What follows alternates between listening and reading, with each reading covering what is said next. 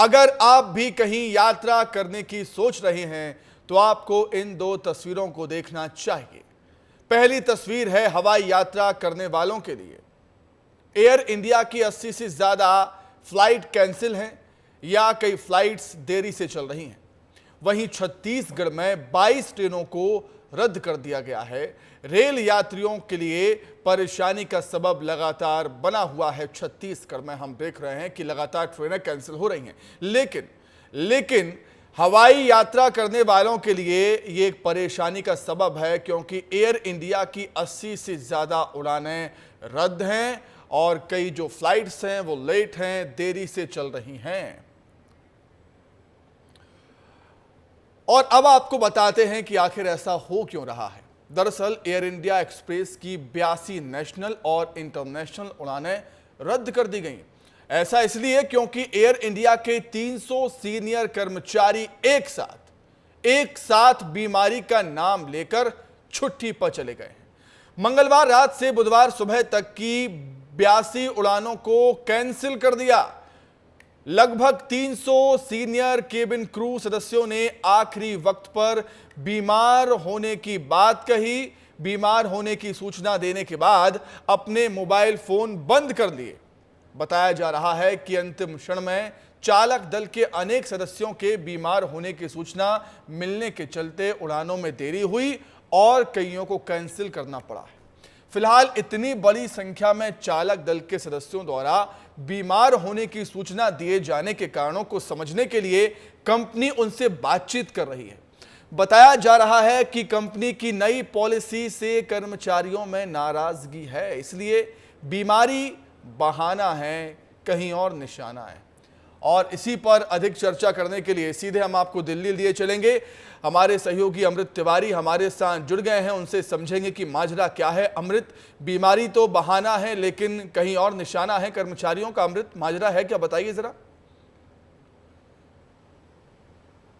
जी सुमित, आज जो मास seek leave पर कर्मचारी गए हैं, ये सारे के सारे केबिन क्रू कर्मचारी हैं, सीनियर केबिन क्रू कर्मचारी हैं। और दरअसल ये मामला कल परसों का नहीं है, काफ़ी दिनों से यह मामला जो है वो एक तरह से गरमाया हुआ था और मैनेजमेंट के और इनके बीच में लगातार बातचीत भी चल रही थी। इनकी शिकायत है कि जो HR की तरफ से जो गाइडलाइंस जारी की जा रही है वो भेजा है और जितनी भी इनकी मुश्किलात है उसके बारे में जब भी ये चर्चा करते हैं उसकी सुनी नहीं जाती है, जिसके परिणाम स्वरूप ये काफ़ी जो है खुद को परेशानी में महसूस कर रहे हैं। दरअसल एयर इंडिया का जो एक्सप्रेस है इसके केबिन क्रू का ये कहना है कि इनकी संख्या बेहद ही कम है और उन्हें ज़्यादा से ज़्यादा ड्यूटी पर रखा जाता है। लीव को लेकर के इन्हें काफ़ी जो है परेशानियां झेलनी पड़ती है। इस वजह से ये लगातार खुद को एक तरह से कहा जाए काम को लेकर के टॉर्चर महसूस कर रहे थे।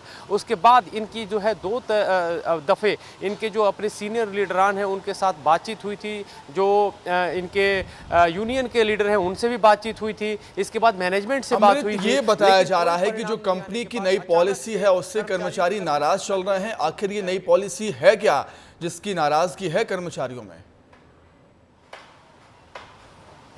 देखिए, इसमें कई चीज़ें हैं। अभी उनका ये कहना है कि जब कर्मचारियों की संख्या कम है तो उन्हें जो है ज़बरन जो है ड्यूटी पे लौटने की बात कही जाती है। इसके अलावा उनके ऊपर एक और प्रतिबंध लागू किया गया कि अगर वो कोई भी छुट्टी लेते हैं तो उसके लिए उन्हें 7 दिन पहले इन्फॉर्म करना पड़ेगा।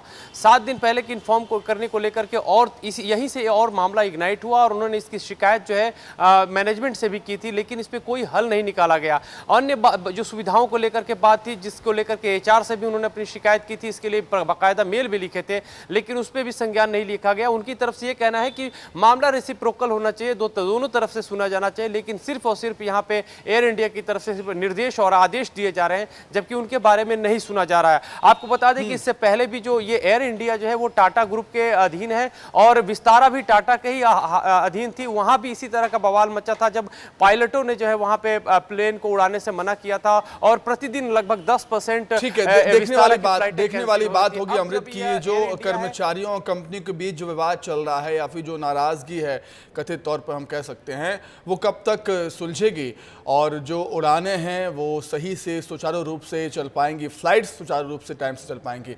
बहुत शुक्रिया अमृत आपका जुड़ने के लिए, तमाम बातचीत के लिए आपका बहुत धन्यवाद। तो देखिए आसमान में परेशानी तो है ही, ज़मीन में भी कई दिक्कतें हैं।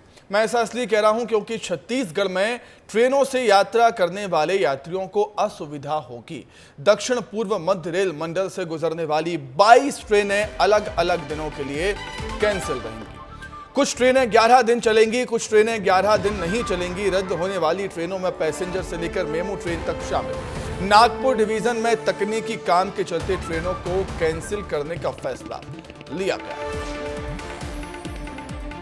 क्या कुछ हालात हैं समझेंगे हम, लेकिन आपको बता दें कि 11 दिन ट्रेन रद्द रहेंगी। कैसे होगा सफर, बड़ा सवाल है। 22 ट्रेनें कैंसिल रहेंगी 11 दिन। अधिक जानकारी के लिए सीधे बिलासपुर का रुख करेंगे। आशीष दुबे हमारे साथ जुड़े हुए हैं। आशीष, कोविड टाइम से ही लगातार हम देख रहे हैं छत्तीसगढ़ में ट्रेनों के कैंसिल होने का सिलसिला लगातार जारी है। वजह अलग अलग होती हैं, लेकिन ट्रेनें कैंसिल होती हैं, यात्री परेशान हो रहे हैं। आशीष। बिल्कुल सुमित, दक्षिण पूर्व मध्य रेलवे बिलासपुर जोन यानी सबसे बड़ा स्टेशन। देश के कई स्टेशनों में बिलासपुर का नाम स्वच्छता के लिए लिया जाता है, यात्रियों के मुसाफिरों के चलन को लेकर लिया जाता है। लेकिन सुमित, आपको आश्चर्य होगा, हम रेलवे स्टेशन में मौजूद हैं और आप ये तस्वीरें हम आपको दिखाते हैं कि यहाँ पे एक यात्री नहीं दिखेंगे। छवि आप थोड़ा सा घुमाइए, देखिए आपकी ना यात्री हैं ना ट्रेनें हैं। ट्रेन चल भी रही हैं तो मालगाड़ियां हैं जिनमें कोयला लदा हुआ है। ये आप एक तस्वीर ये ऊपर देख सकते हैं जिनमें ये कोयला लदा हुआ है। मिस्टिंग मशीन चल रही है ठंडक के लिए, लेकिन किसके लिए चल रही है एक बड़ा सवाल है। एक बात और सुमित मैं बताना चाहूँगा, इन ट्रेनों के कैंसिल होने का जो बड़ा कारण है, पहली तो ये जो बिलासपुर से जो अनूपपुर लाइन है, कटनी लाइन है, जिसको तीसरी लाइन कहते हैं, उसका एक रिस्ट्रक्चर का काम रेलवे करा रहा है। एक चौथी लाइन है बिलासपुर से झारसुगड़ा की, उस लाइन पर जो है कुछ काम चल रहे हैं। कभी रेलवे जो है कभी यह कहकर ट्रेनें रद्द कर रहा है, कभी गर्डर लॉन्चिंग, तो कभी कुछ और बात। कुल मिलाकर जो बहाना कर रहा है रेलवे सुमित, उससे जो है जो यात्री हैं वो काफी परेशान है। और बिल्कुल जब कोरोना का जो नाम आपने लिया तो उसी तरह के हालात बिलासपुर के रेलवे स्टेशन पर है। कोरोना जैसे हालात की आपको यात्री नहीं दिख रहे होंगे, सिर्फ ये ट्रेनें दिख रही हैं रेलवे की। और बड़ा सवाल रेलवे प्रशासन से इस बात को लेकर भी है कि आखिर यात्रियों के ट्रेनों को रेलवे रद्द कर रहा है, लेकिन कोयला लदान की ट्रेनें या बाकी जो परिवहन की ट्रेनें हैं वो रद्द नहीं होती, क्योंकि इससे बड़ा नुकसान होता है रेलवे को। और जो यात्री ट्रेनें हैं वो ही रद्द की जा रही है। 22 ट्रेनें रद्द हैं इस रेलवे स्टेशन में। इतना बड़ा, देश का बड़ा रेलवे स्टेशन है बिलासपुर, यहाँ यात्री नहीं है, आप देख सकते हैं। बहुत शुक्रिया। रेल यात्री परेशान यहाँ पर हो रहे हैं। बहुत धन्यवाद आपका आशीष, जुड़ने के लिए, तमाम बातचीत के लिए। आगे बढ़ेंगे। अब बात सियासी खबरों की हो जाए। पीएम मोदी तेलंगाना में हैं। यहां उन्होंने एक चुनावी सभा में कांग्रेस और इंडिया गठबंधन पर जमकर हमला बोला। पीएम मोदी ने तेलंगाना के करीमनगर में एक सभा को संबोधित करते हुए मंगलवार को देश में तीसरे चरण का चुनाव पूरा हो गया है। उन्होंने कटाक्ष करते हुए कहा कि कांग्रेस और भारत गठबंधन का तीसरा फ्यूज उड़ गया है। प्रधानमंत्री मोदी ने कहा कि विपक्ष ने पहले ही हार मान ली है, क्योंकि लोगों ने बीजेपी को रिकॉर्ड संख्या के साथ आशीर्वाद देने का फैसला किया।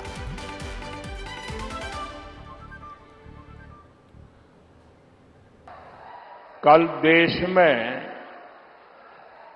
तीसरे चरण का चुनाव पूरा हो गया है।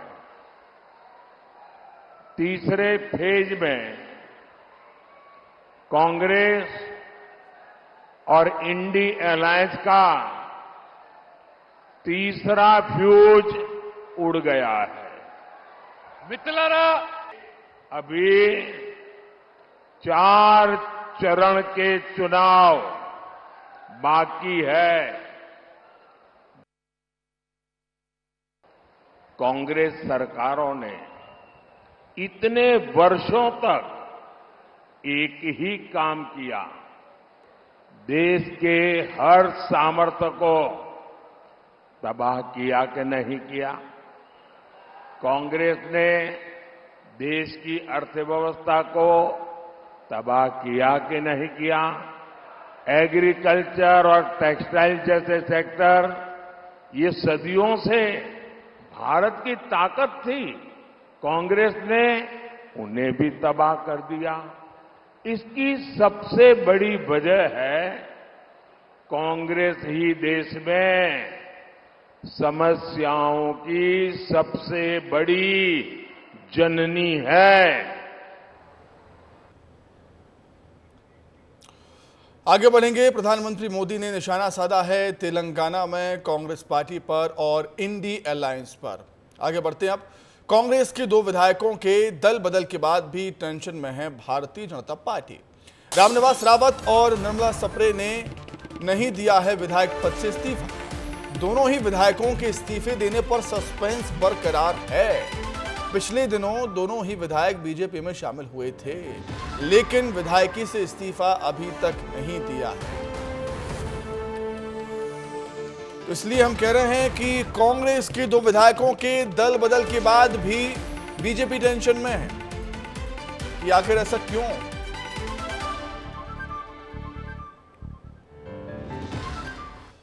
रायपुर का रुख कर लेते हैं, जहां के सेजबहार में स्ट्रांग रूम को सील कर दिया गया। लोकसभा चुनाव के बाद यहां पर ईवीएम को सीसीटीवी कैमरों की निगरानी में रखा गया है। अब मतगणना के दिन यानी 4 जून को ये स्ट्रांग रूम खुलेंगे। जनप्रतिनिधियों और निर्वाचन अधिकारियों की मौजूदगी में स्ट्रांग रूम सील किया गया।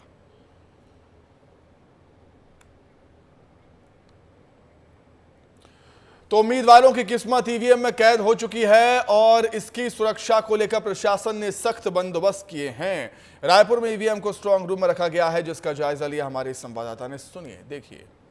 रायपुर लोकसभा के प्रत्याशियों का भाग्य ईवीएम में कैद हो गया है और ईवीएम को भी स्ट्रांग रूम के अंदर कैद कर दिया गया है। इस तस्वीर को देखिए आप कि यहीं पे रायपुर के तमाम 9 विधानसभाओं के ईवीएम लाए गए हैं।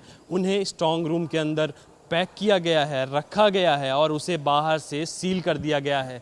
3 लेयर पर 4 जून तक के यहाँ पे सुरक्षा रहने वाली है। 3 लेयर पर यहाँ पे तमाम ईवीएम की सुरक्षा की जाएगी। और एक तस्वीर और देखिए आप कि ये तमाम पूरे क्षेत्र का सीसीटीवी के माध्यम से नज़र रखी जाएगी। इसमें तमाम जो ईवीएम जहां पर रखे गए हैं स्ट्रांग रूम के बाहर, वहां पर स्ट्रांग रूम के अंदर वहां पर की तस्वीर देखिए आपकी। ये अभनपुर का स्ट्रांग रूम का ये बाहर का सीसीटीवी कैमरा है। ये आरंग के सीसीटीवी कैमरा है, रायपुर ग्रामीण का है। इसके अलावा रायपुर ग्रामीण का दूसरा भाग है, ये आरंग का है, दक्षिण का है। तो कुल मिलाकर तमाम स्ट्रांग रूम के बाहर सीसीटीवी से लैस किया गया है ताकि सीसीटीवी के माध्यम से उस पर नज़र रखी जाए। इसके अलावा पूरे क्षेत्र की निगरानी रखने के लिए यहाँ पर आउटर जो सेजबहार इंजीनियरिंग कॉलेज है उसके आउटर का ये पूरा इलाका है। यहाँ पे भी आप देख सकते हैं कि विभिन्न कैमरों के माध्यम से नज़र रखी जाएगी। इसके अलावा बड़ी संख्या में जवान भी तैनात रहेंगे और 4 जून को सुबह 7 बजे ईवीएम खुलेगा और इसके बाद ये पता लगेगा कि अगला रायपुर का सांसद कौन होगा। तब तक सुरक्षा के घेरे पे ईवीएम रखे गए हैं। कैमरा पर्सन खेमराज के साथ रोहित मिश्रा, विस्तार न्यूज़, रायपुर। आगे बढ़ते अब नरसिंहपुर में दर्दनाक हादसा हुआ, जहां नर्मदा नदी के सोकलपुर घाट में हादसा हुआ है। नर्मदा नदी में डूबने से दोनों बच्चों की मौत हो गई है। गाडवारा के कुर्सी पारा के गांव के रहने वाले बताए जा रहे हैं। गाडवारा के कुर्सी पार गांव के थे बच्चे जो नदी में डूबे। नर्मदा नदी में सोकलपुर घाट में यह हादसा हुआ, जहां पर पानी में डूबने से 2 बच्चों की मौत हो गई। अधिक जानकारी के लिए बातचीत करेंगे। नरसिंहपुर संवाददाता अतुल तिवारी जुड़े हुए हैं फोन पर। अतुल, क्या कुछ जानकारी है, कैसे हादसा हुआ ये? सुमित जी, आपको बता दें कि ये सुबह की घटना है, जब बैसाख की अमावस्या को नर्मदा नदी में स्नान करने कुर्सी पार के परिवार आया था, जहां पर पहले तो सभी बच्चों के साथ माँ बाप ने भी स्नान किया और बाद में जब ये खाना खाने बैठे तो दोबारा ये बच्चे नर्मदा नदी में स्नान करने के लिए चले गए, जहां पर 3 बच्चे डूब गए। जहां पर स्थानीय लोगों ने 1 बच्चों को तो बचा लिया, लेकिन ये 2 बच्चे, बच्ची की उम्र बताई जा रही है 11 साल और लड़के की उम्र बताई जा रही है 9 साल, जिनकी नर्मदा नदी में डूबने से मौत हो गई। बहुत ही दुखद हादसा है यह। एक ही परिवार के 3 बच्चे थे, जिनमें से 1 बच्चे को तो बचा लिया गया वहां पर, और 2 बच्चे जो आपस में सगे भाई बहन। तो 3 बच्चे डूबे थे, 1 बच्चे को बचा लिया गया, लेकिन 2 को नहीं बचाया जा सका। तो बहुत धन्यवाद तमाम जानकारी के लिए। कांकेर से खबर, जहां जंगली जानवरों का आतंक जारी है। यहां के उदयनगर में भालू घुस आया, फौरन इसकी वन विभाग को सूचना दी गई। अब वन विभाग इसे पकड़ने की कोशिश कर रहा है। भालू के आने से आसपास के इलाके में दहशत है। उदयनगर के कुछ दिन पहले बुजुर्ग महिला को भालू ने घायल कर दिया था, उदयनगर में ही। एक बड़ी खबर बहुजन समाज पार्टी को लेकर, जहां मायावती ने अपना उत्तराधिकारी को तत्काल प्रभाव से हटा दिया। आकाश आनंद को मिली जिम्मेदारी सिर्फ 5 महीने में ही वापस ले ली गई। आखिर क्या है इस फैसले की वजह, रिपोर्ट में देखें। पिछले साल दिसंबर में ही मायावती ने अपने भतीजे आकाश आनंद को अपना उत्तराधिकारी घोषित करते हुए बीएसपी का नेशनल कोऑर्डिनेटर बनाया था, लेकिन महज 5 महीने के भीतर ही मायावती को अपना यह फैसला वापस लेना पड़ा। बसपा सुप्रीमो ने मंगलवार को एक्स पर बयान जारी करके आकाश आनंद को नेशनल कोऑर्डिनेटर के पद और अपने उत्तराधिकारी की जिम्मेदारी से हटाने का ऐलान कर दिया है। हालांकि उन्होंने आकाश आनंद के पिता और अपने भाई आनंद कुमार को पार्टी व मूवमेंट के हित में पहले की तरह ही अपनी जिम्मेदारी निभाते रहने की बात भी कही है। बीएसपी प्रमुख मायावती ने एक्स पर पोस्ट कर आनंद कुमार को हटाने का ऐलान किया। मायावती लिखती हैं कि पार्टी में श्री आकाश आनंद को नेशनल कोऑर्डिनेटर व अपना उत्तराधिकारी घोषित किया, किंतु पार्टी व मूवमेंट के व्यापक हित में पूर्ण परिपक्वता आने तक अभी उन्हें इन दोनों अहम जिम्मेदारियों से अलग किया जा रहा है। माना जा रहा है कि आकाश आनंद ने जिस तरह से सीतापुर में बीजेपी सरकार को आतंक की सरकार करार दिया था, जिसके बाद उन पर एफआईआर भी दर्ज की गई थी। इसके अलावा 2-3 जगहों पर बयान देते वक्त वो इतने उत्तेजित हो गए कि उनके मुंह से अपशब्द भी निकल गए।